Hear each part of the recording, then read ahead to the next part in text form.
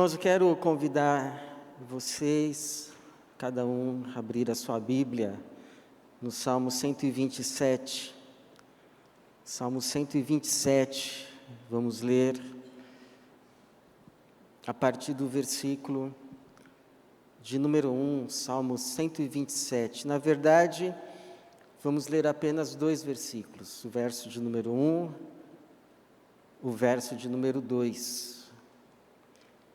Salmo 127, verso 1 e verso 2. Diz assim, Salmo 127, a partir do 1.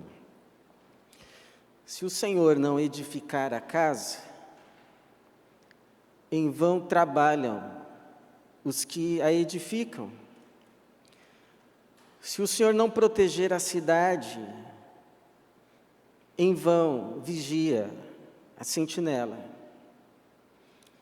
Inútil vos será levantar de madrugada, repousar tarde, comer o pão de dores, pois ele o supre aos seus amados enquanto dormem.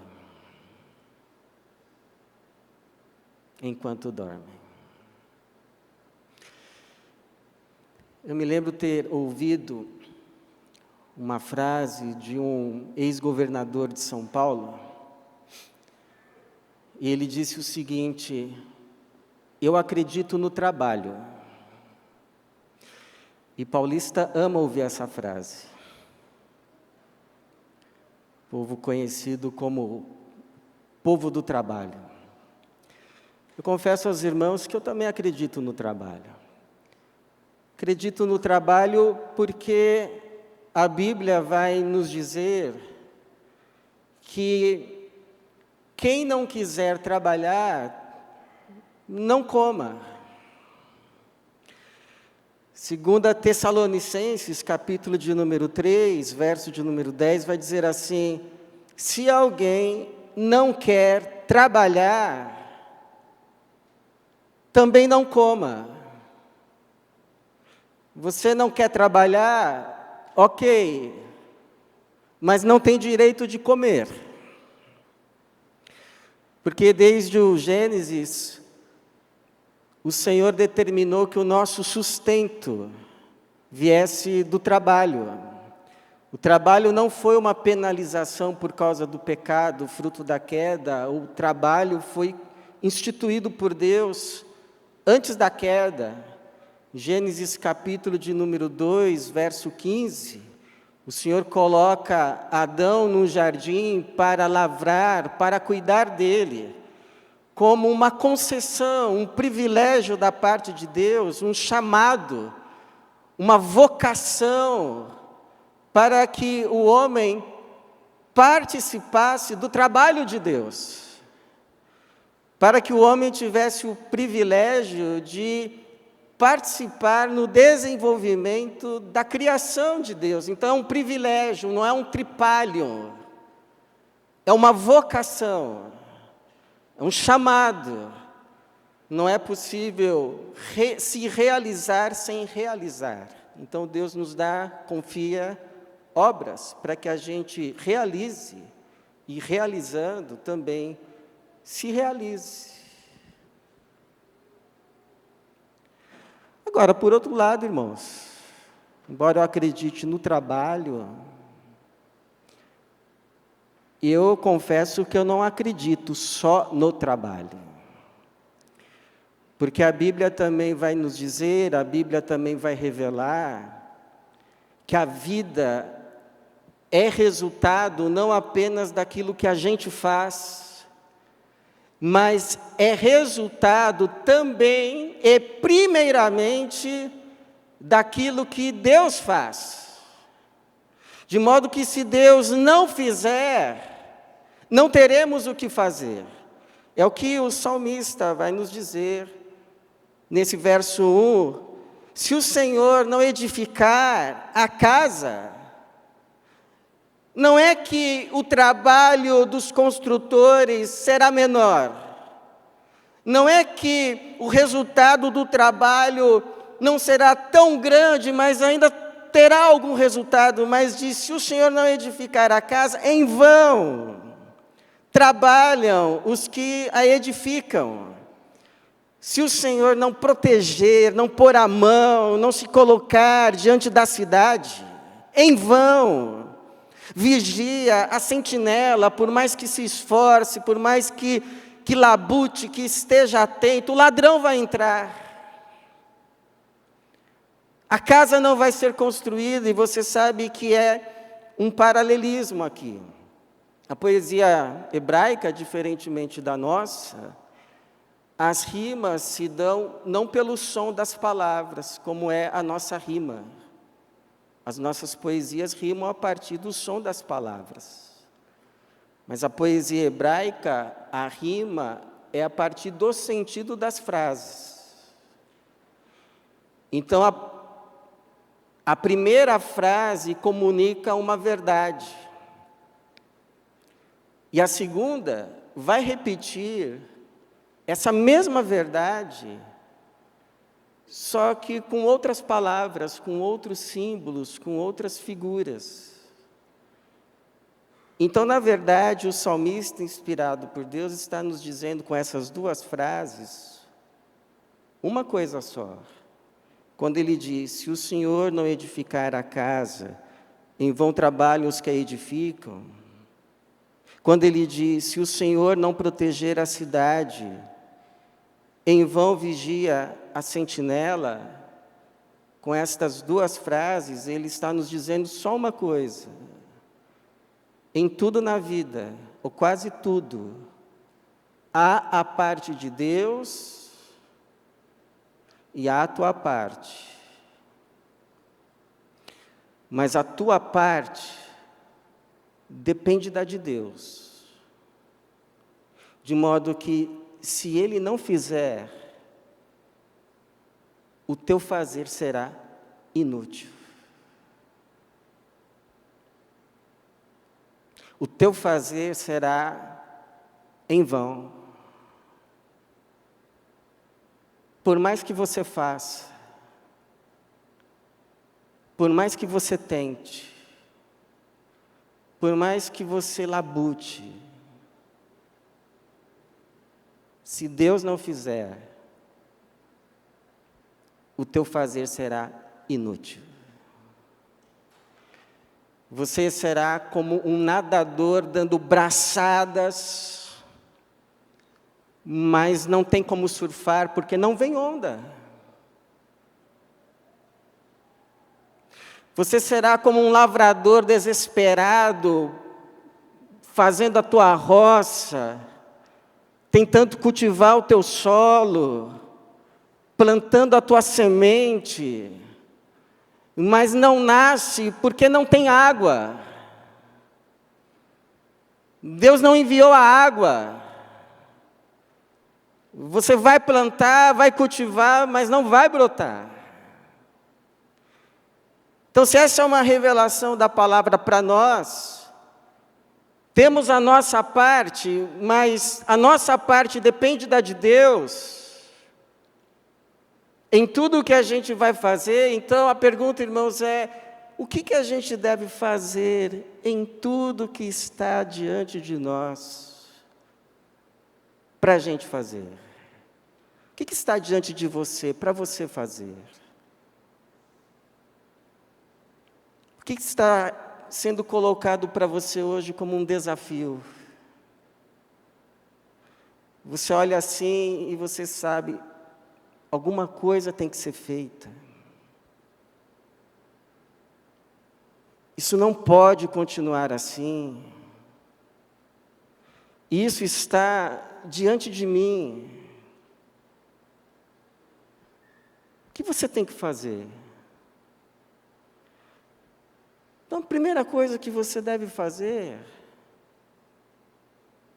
se não depende só de você, sabe o que é, irmão? Orar. Agora você ora. Por essa questão que está diante de você, Porque a gente pode dizer assim, não, pastor, eu oro geral, assim. Não, minha pergunta é, essa situação que te incomoda, essa situação que para você é um peso, essa situação que para você é um desconforto, minha pergunta, você ora? Ou você só vai vivendo? Só vai fazendo e se machucando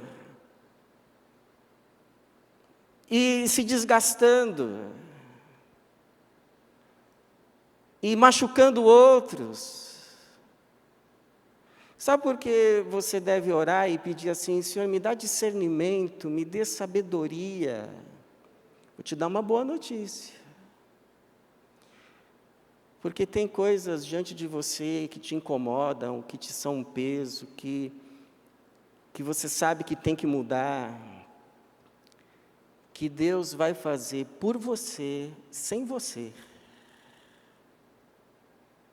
Não é você que vai fazer. Quem vai fazer é Deus.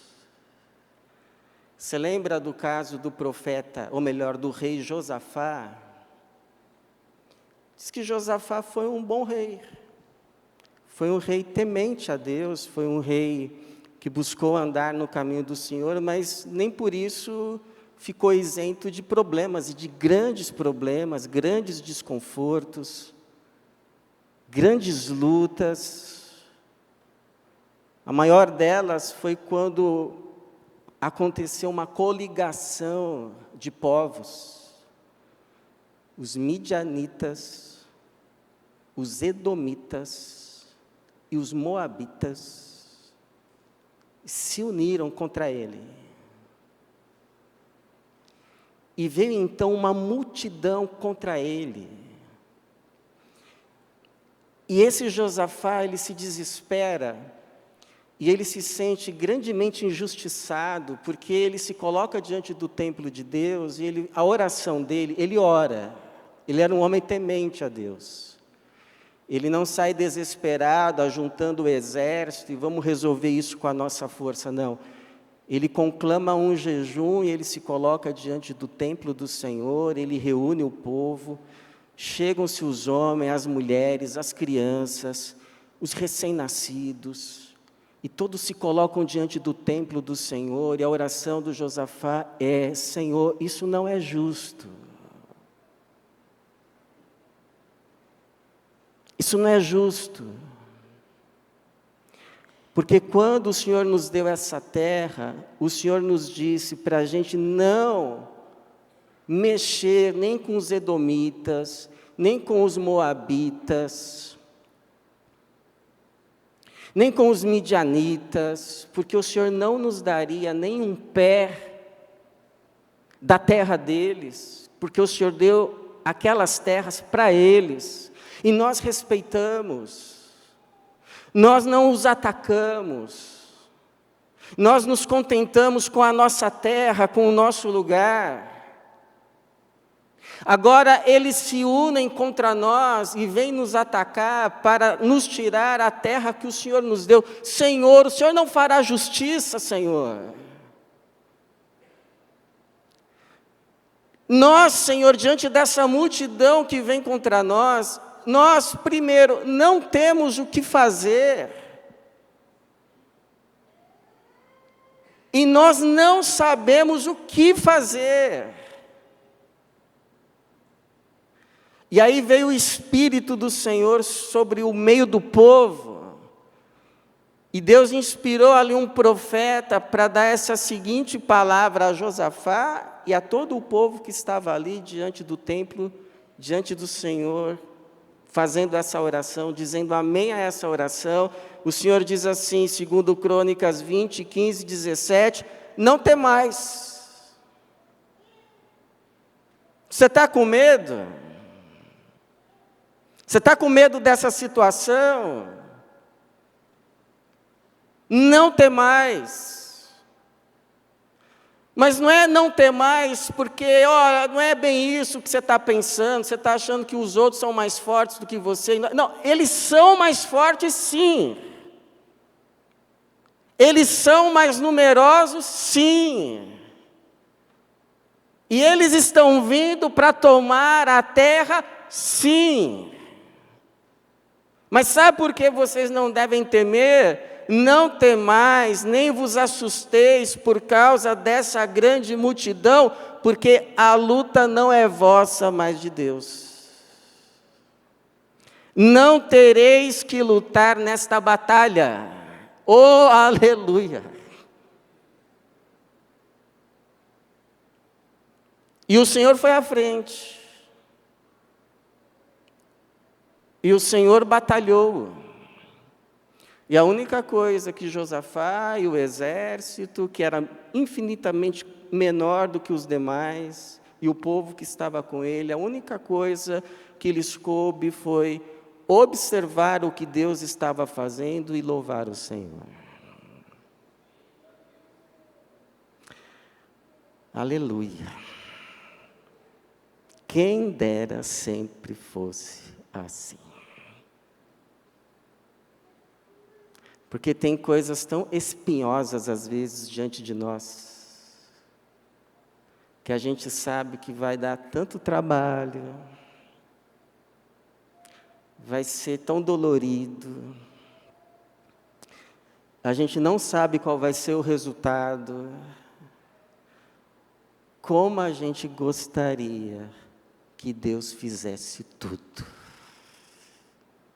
Não é verdade, irmãos? Ah, Senhor, põe a tua mão, vai à frente e toma essa luta, resolve essa situação, me dê vitória, sem eu ter que lutar. Tem algumas lutas que Deus vai fazer isso. Não são todas que você tem que lutar. Já ouviu aquela frase? Não queira lutar a luta que não é sua. Agora tem outras que Deus vai fazer, sim, é Ele que vai à frente também, mas são coisas que Ele vai fazer, que Ele decidiu fazer com você, por meio de você, para que você cresça, para que você se fortaleça, para que você se torne a pessoa que Deus te chamou e fez para ser. Para que você não seja aquela eterna criança, dependendo que o seu pai faça tudo que é difícil, tudo que é complicado, tudo que é espinhoso, aí o meu pai vai fazer por mim. Deus quer que você cresça também. Se torne uma mulher forte, um homem preparado para a vida. Você não vai sozinho. Ele vai à frente, mas Ele quer que você participe daquilo que Ele vai fazer. E a mesma coisa Ele diz, não temas, não é porque o vale não tem sombra, não é porque o vale não é escuro, não é porque o vale não tem lobo, mas porque o Senhor é o teu pastor. E a gente vai passar esse vale juntos, e depois que a gente passar, você vai estar mais crescido, você estará mais forte, estará mais preparado. Como foi o caso aqui, você sabe que quem escreve esse salmo é Salomão. É um salmo de Salomão, filho do rei Davi.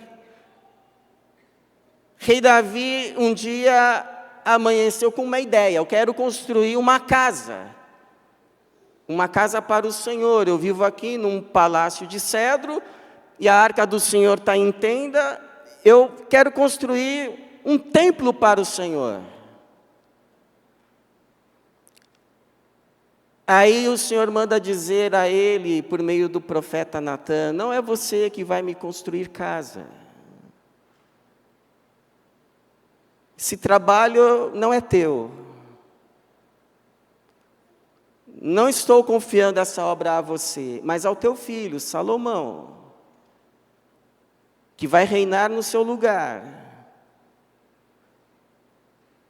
Aí Davi é nobre, porque Davi fala, tá bom, então eu vou ajuntar um material, eu vou convocar os construtores, eu vou mandar fazer a planta, e o Davi faz isso. Mas quando o Salomão é empossado rei, Deus lhe aparece por sonhos. Ele diz assim, pode pedir. Pode pedir. O que você quer que eu te faça?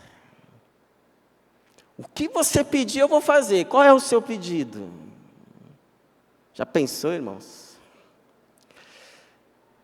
Mas aí o Salomão diz assim, olha, Senhor, quem sou eu para estar à frente desse povo? Eu sou muito inexperiente, eu sou jovem.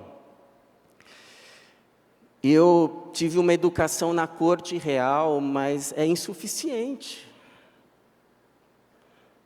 Eu peço que o Senhor me dê sabedoria. Porque quem sou eu para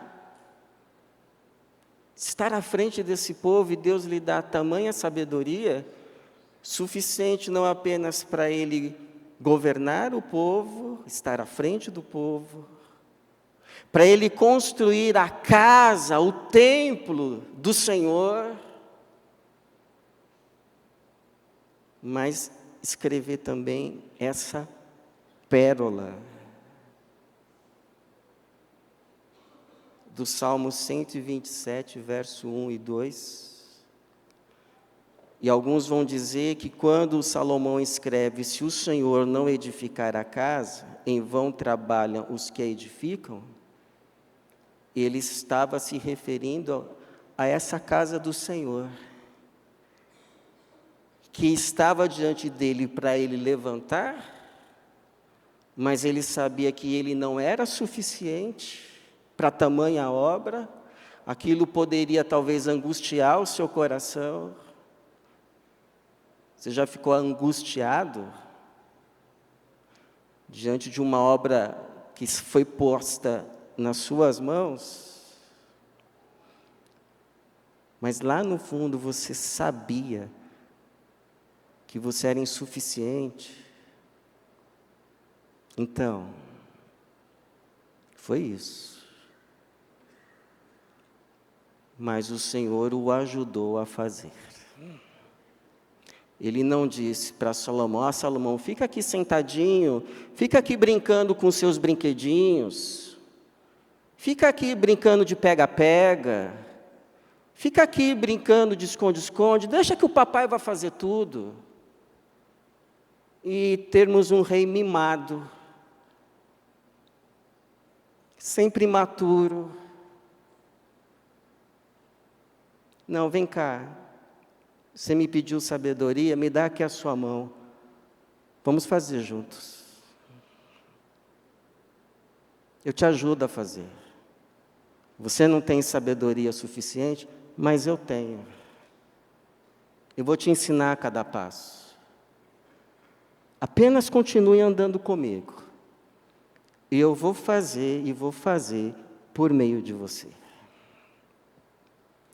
Então eu te pergunto, o que está aí nas suas mãos? Você teme?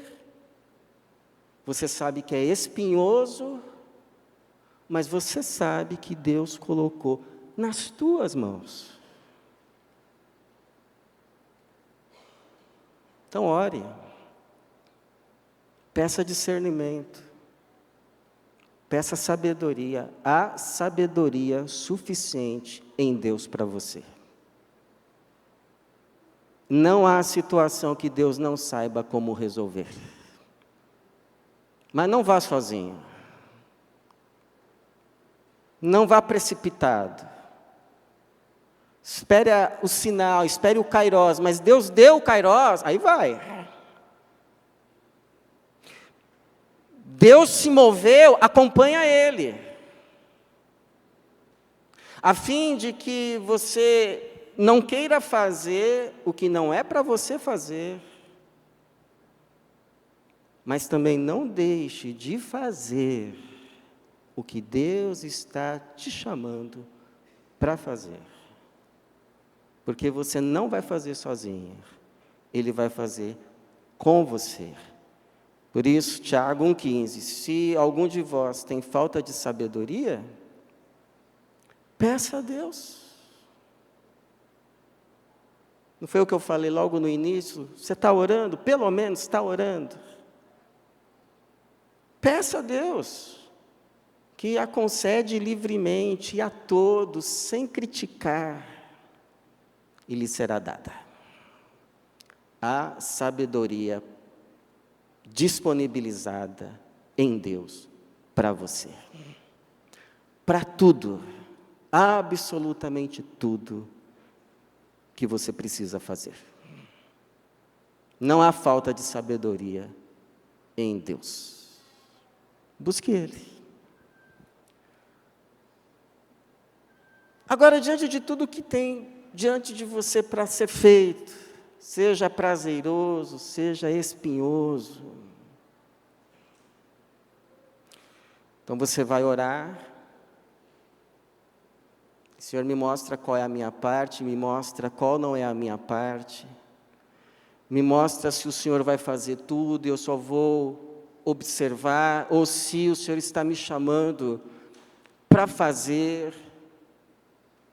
Aí Deus vai te dar uma resposta, Deus vai deixar claro, Deus vai te mostrar o que Ele está fazendo e onde você entra. Aí você vai começar a fazer.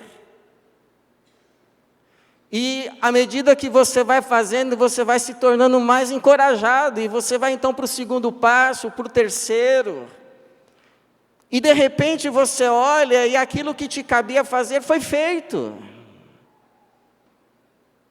A obra se completou, aquilo que você achava, eu não consigo fazer.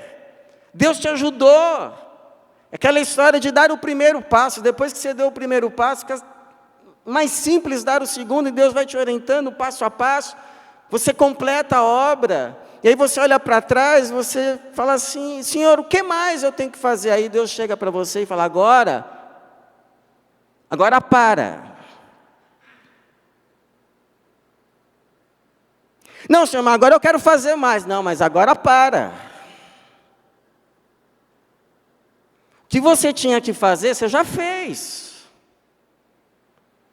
O que eu te confiei para você ir, caminhar, trabalhar, você já foi, caminhou, trabalhou, agora descansa. Para que eu tenha espaço para fazer, completar essa obra e fazer o que você não pode fazer. O que eu tinha para te ensinar, eu já te ensinei, você cresceu, você amadureceu, você se fortaleceu. Mas o resto é comigo. Eu vou completar o que falta. Esse Deus não é bom, irmãos?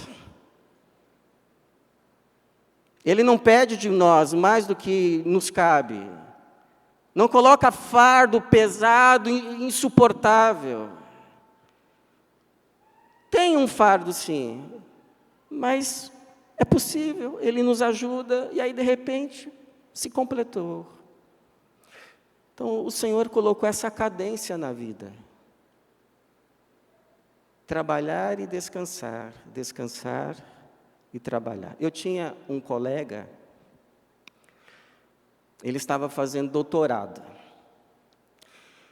e ele ganhou uma bolsa para se dedicar 4 anos exclusivamente à pesquisa. 4 anos. Podia se dedicar só à pesquisa. E ele vivia dizendo assim, eu tenho que trabalhar duro, eu tenho que trabalhar duro, eu tenho que trabalhar duro. E trabalhava. De domingo a domingo, trabalhava. Um problema. Apesar de todas as condições, apesar de todo o empenho, de toda a força, o trabalho não ia.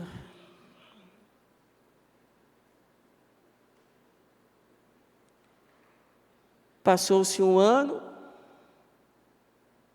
Passou-se 2, e eu, sabendo que ele era cristão, um dia cheguei para ele e disse assim: olha, por que você não faz uma pausa? Por que de domingo você não para? Vai para a igreja. Vai ouvir uma palavra. Vai colocar ali a sua oração, seu pedido diante do Senhor, junto com a igreja, junto com a comunidade.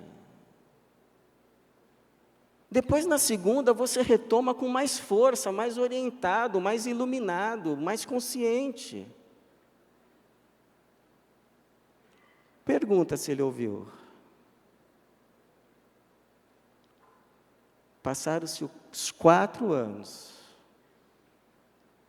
Encerrou-se a bolsa. E ele não completou o trabalho. Embora trabalhasse duro. E com todas as condições. Que coisa. Mas será que ele não leu o verso 2 do Salmo 127? Ele era pastor. O que diz aí o verso 2 na sua Bíblia? Talvez seja bom você sublinhar esse verso. Inútil. Inútil. Vos será levantar de madrugada, repousar tarde, comer o pão de dores, pois ele o supre aos seus amados enquanto dormem.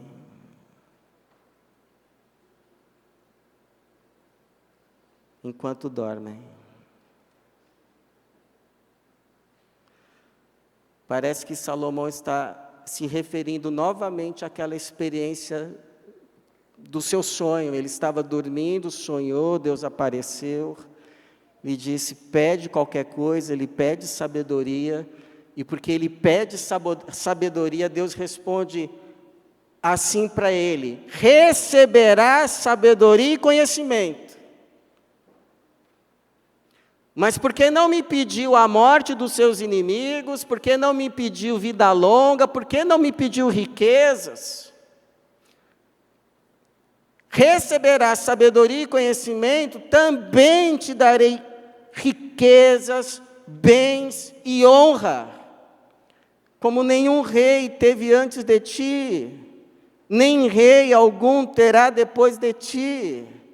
E aí então Salomão está nos testemunhando dessa experiência, por isso que ele escreve que Deus supre aos seus amados, e o nome dele, outro que era G de Dias, significa amado.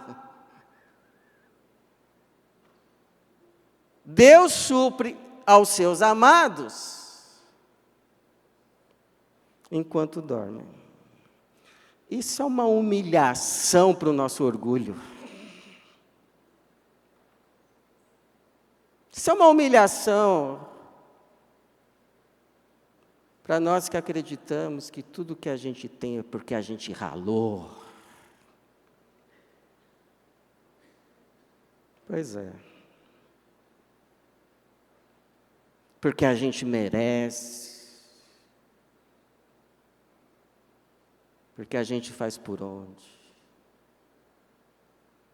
Não é que não tem que fazer, tem, mas não é só isso. Tem coisas que Deus só nos dá quando a gente para.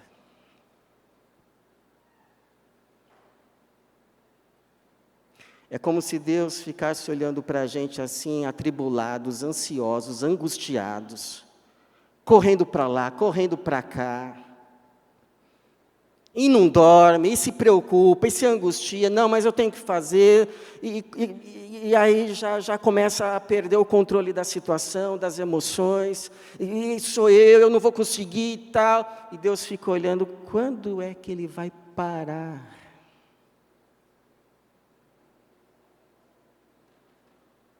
Quando é que ela vai finalmente dormir? Para que eu possa fazer por ela, por ele, o que só eu posso fazer. Aí, de repente, finalmente dormiu. Finalmente foi vencido. Agora eu posso fazer por ele, por ela, o que só eu posso fazer. A minha parte, sem a qual a dele, a dela, fica inútil, inutilizada. Será que você pode acreditar que Deus trabalha também por você? Que não depende só de você? Será que você pode receber isso como um bálsamo para a sua alma, que te cure? Tá, pastor, o que Deus faz quando a gente para? Por que você acha que Deus colocou o sábado? O cessar. Tem que trabalhar, mas tem que, uma hora, cessar. Senão esgota a terra, esgota tudo. A coisa precisa descansar para se renovar. O que Deus faz quando a gente obedece isso? Deus faz em nós. Deus faz em você. Quando você não está fazendo nada, Deus está fazendo em você. Você já não teve experiência assim, que você trabalhou durante o dia, não encontrava a solução, a coisa... Tem dia que assim, você acorda, você trabalha, a coisa flui, chega às 6 horas da tarde, está tudo resolvido, que bênção. E tem outro dia que você acorda no mesmo horário, faz tudo do mesmo jeito, a coisa não vai.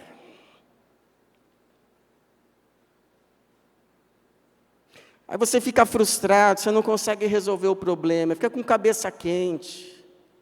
Mas já não aconteceu alguma vez, você teve que ir deitar sem a coisa estar resolvida, sem a coisa estar solucionada, sem a coisa estar terminada, não porque foi falta de trabalho, não porque foi falta de esforço. Você tentou, você fez tudo, mas não encontrou a solução. Aí você vai repousar, você vai descansar, você vai dormir. E quando você acorda, está claro. Está claro. Como eu não pensei nisso? É aqui, ó. Hoje a gente sabe, pela ciência, que enquanto a gente dorme, há uma limpeza no cérebro, há uma faxina, se joga coisas danosas fora, se organiza as informações recebidas, de modo que quando a gente acorda, está mais claro.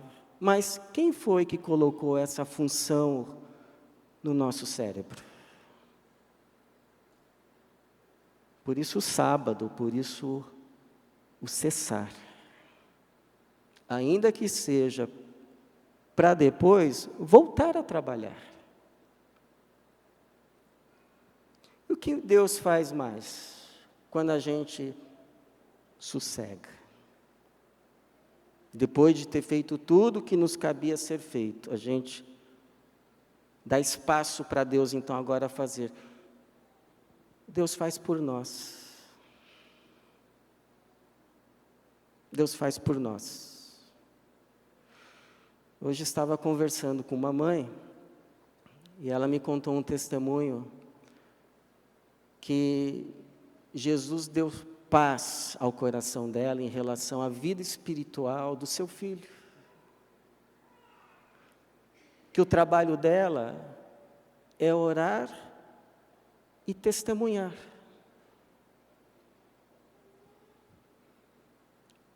O que mais ela pode fazer?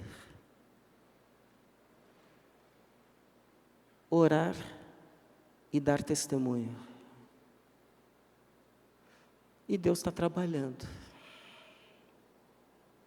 Deus está trabalhando. Você sabia, irmãos, que Deus trabalha por nós? Deus faz por nós, não o que a gente pode, está nas nossas mãos, mas Ele faz por nós o que a gente não pode fazer. Isaías 64, versículo 4. Desde os tempos antigos, ninguém ouviu, nenhum ouvido percebeu, e olho nenhum viu outro Deus além de ti, que faz o quê? Trabalha para aqueles que nele esperam. Então aprenda, em nome de Jesus, a esperar no Senhor. Aprenda, faz o seu trabalho, faz a sua parte. Glória a Deus por isso. Mas aprende também a esperar no seu Senhor. Ele trabalha por você. Mas dá espaço para Ele fazer. Dê espaço para Deus trabalhar. Você sabe que o Lutero, ele disse assim, que assim como os peixes foram feitos para nadar, os pássaros para voar, o homem foi feito para trabalhar. Mas o mesmo Lutero vai testemunhar e vai dizer assim, que quanto à reforma protestante que aconteceu, olha o que ele diz, que coube a ele e a Melanchthon só observar o que Deus estava fazendo.